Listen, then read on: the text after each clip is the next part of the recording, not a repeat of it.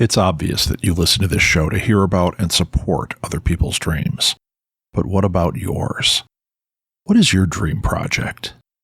I'm here to help you break through whatever is in the way of your dreams and get you to the finish line. Go to dreamingbigcoaching.com today and take the first step. Literally, it's a button you can click to sign up for a free consultation with me. Let's find out if I can help you reach your goal. Click on Take the First Step. It's that simple to start the rest of your life. Get coached by Rob Southgate at dreamingbigcoaching.com. Look, we're all nerds here. Todd Stashwick's Nerd Circus is a great place to pick up nerdy paraphernalia and groovy wares. How about some sweet lava lamp dice?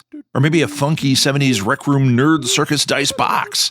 Does that do anything for you? Need a drink? What about the book Mystic Libations? Critical cocktails for the thirsty adventurer. Look, Todd Stashwick's Nerd Circus is the place for nerdy threads, cool tabletop gifts, and more. Go to thenerdcircus.com and check out the cool stuff. Oh yeah, and let them know the TTRPG Insider sent you.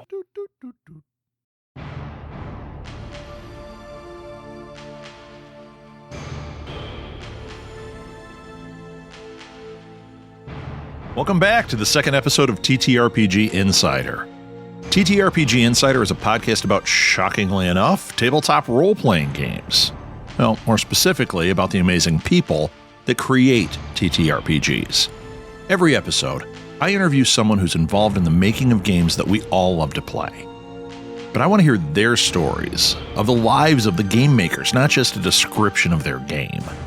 You can follow TTRPG Insider on Facebook by searching for TTRPG Insider. I plan to add other social media, but for now, that's the best place. If you want to email me, you can send me an email directly to rob@ttrpginsider.com. This month, we're featuring the Black Ballad by Storytellers Forge. They have a backer kit campaign that launches on March 7th and runs for 30 days. Please support this crowdfunding effort, both financially or by sharing it across your social media. You never know who's going to fall in love with this game. Go to BackerKit and search for the Black Ballad, or simply click on the link that I put in the show notes. Our guest today is Patrick Edwards. He's the author of Space Tripping and Space Tripping 2: The Chaser. He's also one of the founding members of Storytellers Forge. Without further ado, here's Pat. Hi, Patrick. Thank you for coming on TTRPG Insider. I am so happy to have you on. This is our Black Ballad month. We're talking about the Kickstarter and this amazing book and what we're going to be doing with it. But you're involved. You're actually a setting designer and founder of this, right? Yeah. First, thank you so much for having me. I'm very excited to be here. And yes, hi, Pat. And Rick Hines, dear friend of mine, he and I and Courtney Punny founded Storytellers Forge late last year, 2022. And Rick and I conceptualized, and the three of us and Court conceptualized the Black Ballad and are essentially co-authors of it, kind of leading the charge.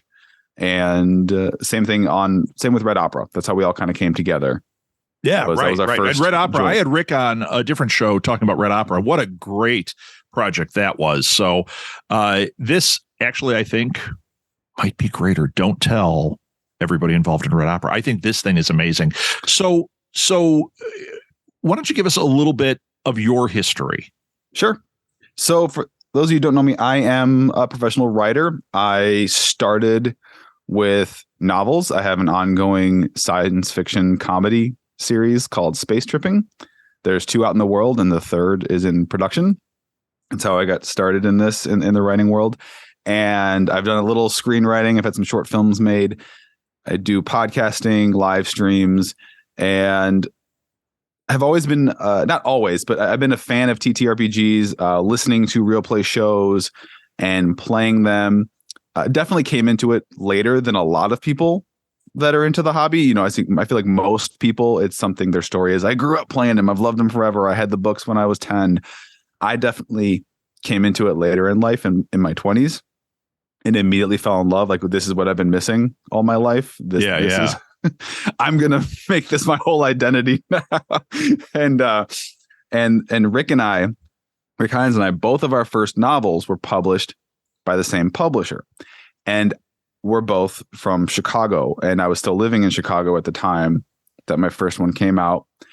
And we had connected on like a forum of shared authors on that publisher. And he came to my first ever book signing at a Barnes and Noble in downtown Naperville. It's a big suburb of Chicago. And we've been chatting online, and he came, and it's like, oh, it's awesome to meet you. And he just hung out for most of the day with me while I was sitting there, doing the signings and everything. And we really hit it off, and then stayed in touch and just became friends, confidants, trying to navigate this writing world, because it's a grind, and just trying to figure out what the right moves are, what projects to take on, studios and publishers to partner with. And so we just became friends. And then he knew that I dabbled in RPG podcasting and real plays and live streams, and nothing too serious, but I'd been on some shows as a guest. I'd been a regular cast member of some shows that kind of started and stopped, but it was something I was interested in. And then of course I'm also a writer. And then he called me one day, and he said, I have a project for us, and if you're interested, I'd like you to do. I can't. This is too much for one person. I want to do it to us, and it's not going to be that big. So I don't know if he already told you this. Red Opera was originally envisioned as like a splat book, not like 2,000 words. Yeah, I think you went over that. Just by a magnitude of like 20 times maybe.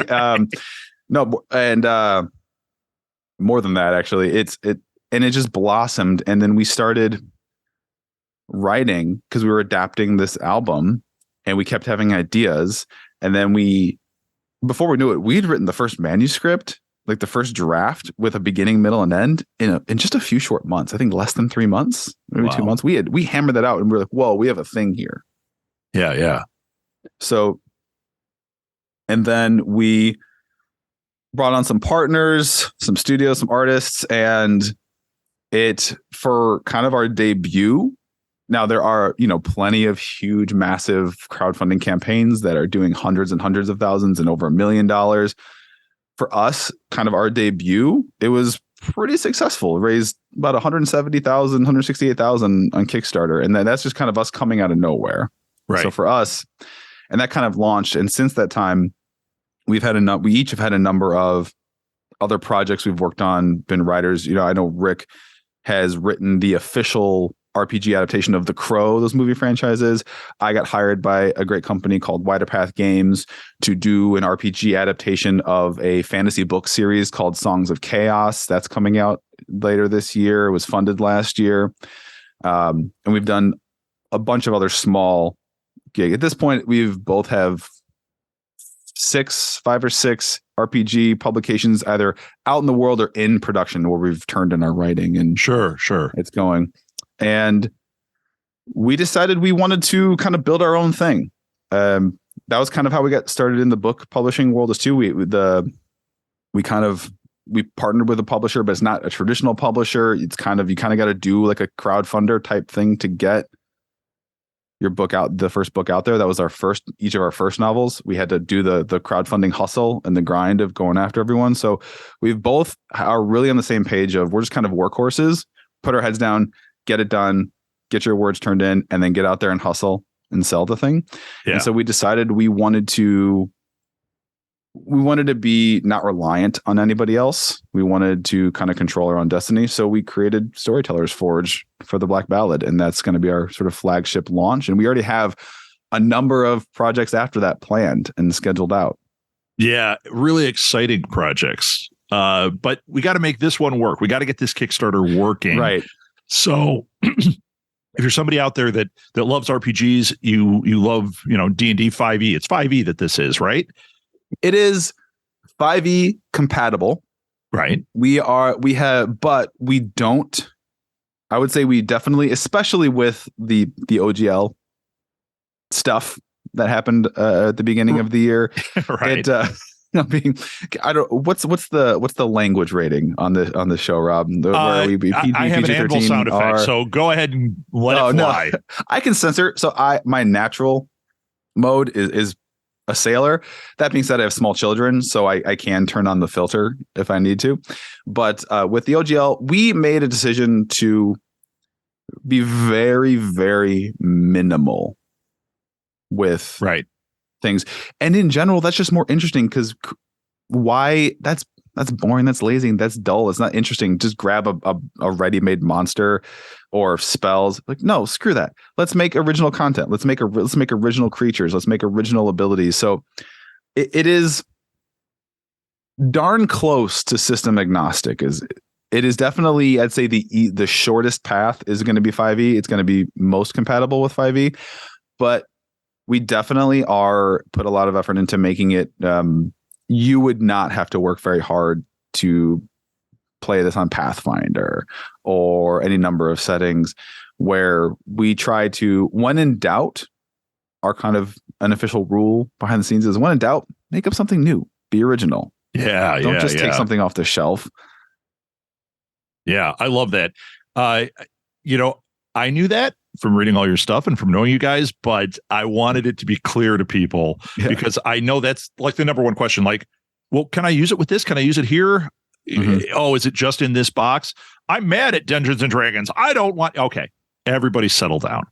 You can adapt. You can use it. And I love originality. That is the thing. I've interviewed other people from other companies that it seems like that's really the trend before this whole thing broke out, where people are finally going, I don't need to use the gelatinous cube every time. I can figure out something new. Right. And that was something, what's funny how we kind of came to that. We kind of fell into that naturally. And then this is the aftermath of the OGL is really just crystallized that philosophy that we were kind of already building towards for the last couple of years. Right. Because back with Red Opera, so Rick has an insane encyclopedia knowledge of TTRPGs and rule sets and what to do and right. And I think he's game mastered something like 50 different rule systems in his time as a GM. Like, just, I can't even fathom that. So, and I'm kind of the person who came into this later and is trying. And honestly, it was almost more of this is boring. I was building stats for certain creatures and monsters, and they were to be like spellcaster types. And I was like, I don't want to just troll through lists of spells I can use and build lists. That's boring. Yeah, That's right. so boring. I call them up and I said, hey, instead of the usual stat block with these, there are this level spellcaster and these are the spells they can cast. Can I just be like, here's 7 abilities they can do? And even if some are really close, like it's very similar to a fireball spell or a lightning spell or some kind of misty step, but it's slightly different, but it's close. But I'm just creating, it's just easier. It's just right there.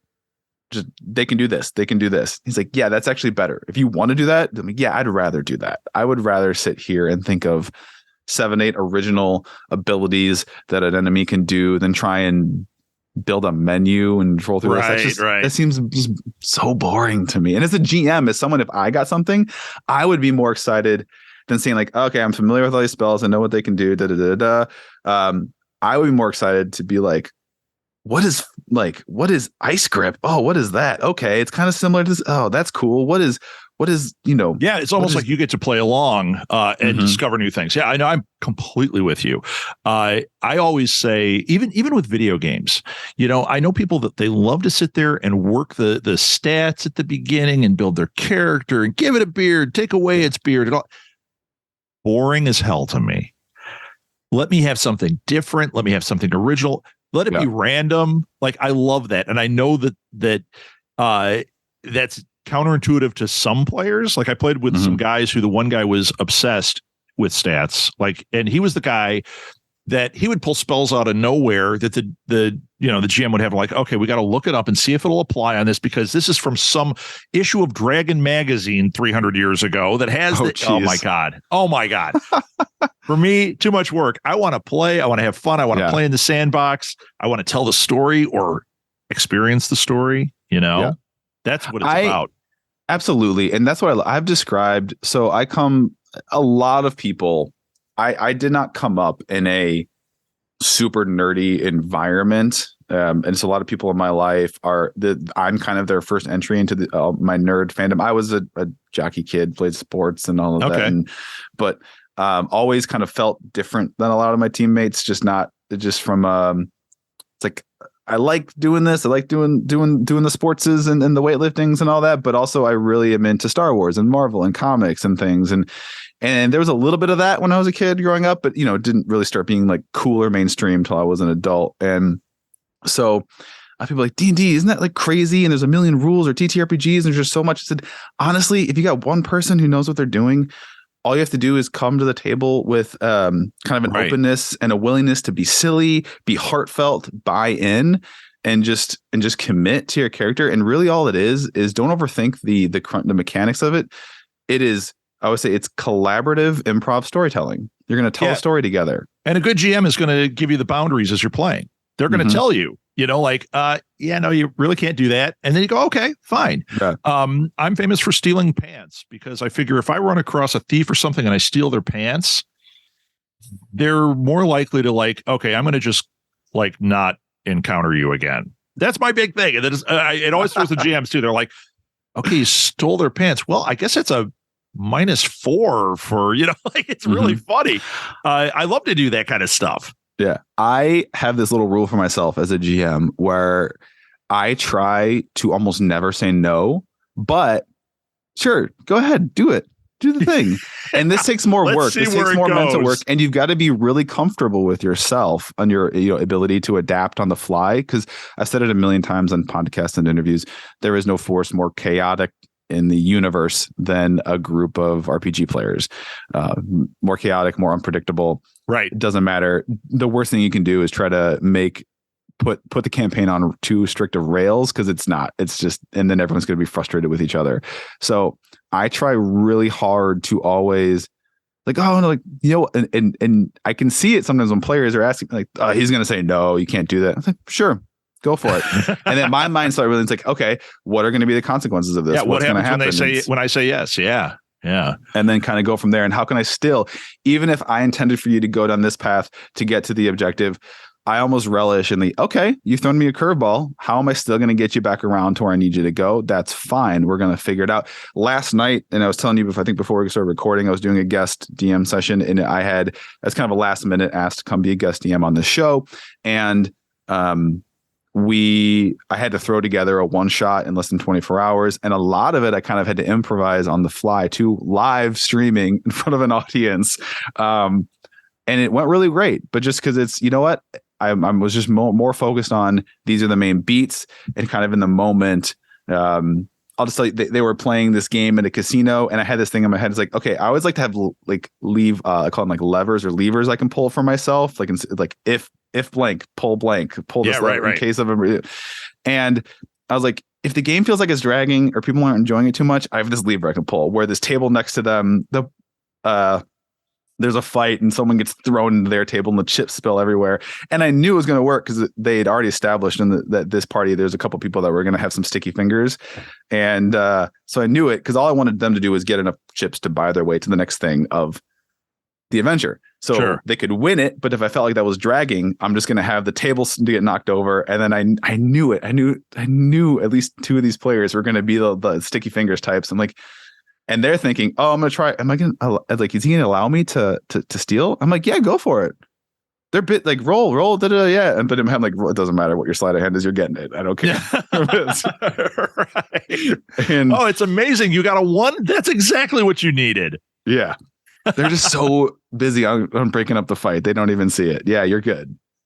So let's talk about the Kickstarter for a second. It launches March 7th. Yeah. So in the show notes, number 1, you keep mentioning like shows you've been on and your book. I'm going to put show notes with all the links. Yeah. Okay. Because some of us are auditory learners. A lot of us are driving a car, pushing a lawnmower. If you're in Chicago, pushing a snowblower possibly. And you can't. Whatever. So you go to the show notes, you can click right on it, get on that email list for Black Ballad, because when that's launching, you're going to get notified and you can get right in there. Yeah. So that's the first thing. Yeah. What were you going to say, man? I was going to say, not to correct you, it's like Kleenex at this point for tissues. We are doing our campaign on BackerKit. as opposed to Kickstarter. But Kickstarter is just ubiquitous for crowdfunding at this point. My mistake there. Yes, it's you're on fine. Yeah, you're fine. It's so we are doing the crowdfunding campaign on BackerKit. It goes live March 7th, and we are. If you've ever backed a crowdfunding campaign before, especially an RPG, you've probably heard of BackerKit because they fulfill a lot of the order. They're already doing a bunch of the legwork for Kickstarters, and they have created their own funding platform. It's newer. You actually have to get approved to be. You can't just. Yeah, you can't just throw it up there. Yeah, we were impressed with what they're trying to do with this type of medium. They seem much more invested in helping the creators they partner with succeed. Whereas, Kickstarter at this point this is not meant to be negative towards them. They don't have to care. No. They don't have to care. Kickstarter doesn't have to care whether you succeed or fail. So BackerKit it's something where it's more of a risk for us in the short term with this very first launch because, it doesn't have the audience that a Kickstarter most of the people that are going to back this, it's going to be the first thing. The overwhelming majority of people that are going to support us and back this, it's going to be the first time they've done this on BackerKit, which means you're going to have to create an account, which is the dreaded of any product. It's like, are you going to have to put in an email and create an account to back this? So, we're asking people to try this out. That being said, long term, like their vision for the platform, we think it could be an incredibly great partnership long term for more projects. So we're kind of pun very much intended here, rolling the dice with BackerKit. But yeah, that's March 7th that goes live. Let's hope it's a crit and this really is successful. Thank you for correcting me on that because with all the things I do, sometimes. Absolutely. I almost said Indiegogo too. So it's BackerKit. This is my thing, my project, my baby, and I have flubbed on that and said, the back. Right. So yeah, those links will be in the show notes. Follow those. Don't listen to me. Follow the links. So you mentioned that you have a history of podcasting. Do you actually have a podcast you're on regularly? I do. I am, and I'm really proud of it. And I just adore my co-hosts. They are some of my best friends in the world. It is called Let's Rewatch, and it is part of the certainpov.com network of shows. So I'm not an original host. I'm going to try and do this in like 60 seconds. So it is 3 individuals who have a background in film and myself. And you're a writer. That counts. My dear friend Ash, who is a professional film director, Sam, who has worked for DreamWorks and Netflix and animation production, and Brett, who is a professional video editor, and then myself. Now, I originally connected with them because we became internet friends. I was fans of their content. They were fans of my content. They had a YouTube show for a while called Let's Drink. It was like you try different themed cocktails, and that's kind of how we all connected. And then I was a guest on their show to promote my first book, Space Tripping, when it came out. We really hit it off. I came back as a guest a number of times. They had an original host leave the show and asked me if I wanted to step in. And at that point, I think we've recently crossed the threshold where the show's been around longer with myself as a host than not. But so that's how I went. Delightful human beings. The premise of the show, it's a movie podcast. Here's our little hook, right? Because there's a million movie podcasts out there. It is a show where we are revisiting movies that we loved back in the day, but we're not sure if they hold up. It's been a long time since we've seen them.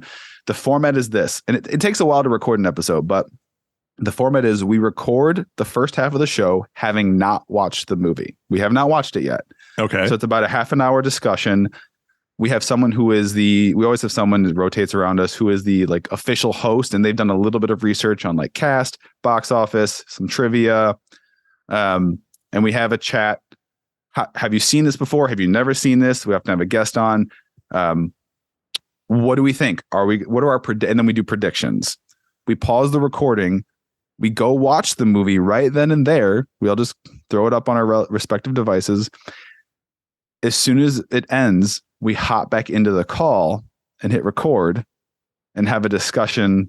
Now having watched the movie. Sure. How about seeing it? Sure.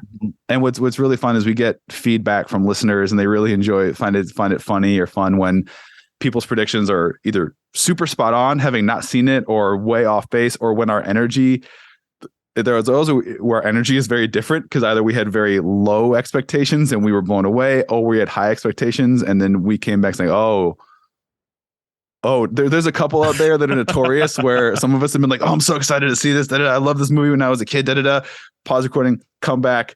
And then we're just like, oh my, that was a problematic mess. Oh my gosh. Like that was, oh no, it was so bad. Oh, that's awesome. I'm going to put a link in the show notes for that one as well. That's awesome, Patrick. Well, thank you so much for being on. Great luck with the Black Ballad and with Storytellers Forge. I think it's just a wonderful project. I think it's a wonderful company. I am super excited to see where it goes. And it is Backer Kit. Correct. That this crowdfunding is on. I'm urging everybody listening, at least go sign up for the email list so you can get notified as things are going on. There's going to be lots of cool stuff shared, lots of cool events around this. So you want to be part of it. I mean, you're a TTRPG fan if you're listening to this show and you want to be involved in this. Black Ballad from Storytellers Forge. Patrick, once again, thank you so much for being on. Thank you so much for having me. Thank you again, Pat, for coming on TTRPG Insider.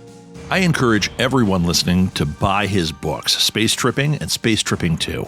They are fantastic books. I put a link in the show notes. You've got no excuse. If you or anyone you know has a crowdfunding effort about to launch or currently going, send them my way. We love to share cool TTRPG projects and to help people reach their goals. You can connect with me through the TTRPG Insider Facebook page or via email directly to rob@ttrpginsider.com. You can find links to this backer kit for the Black Ballad and any of the links that we discussed on the show in our show notes. TTRPG Insider is a production of Southgate Media Group, hosted, edited, and produced by me, Rob Southgate. Thanks so much for listening to the TTRPG Insider.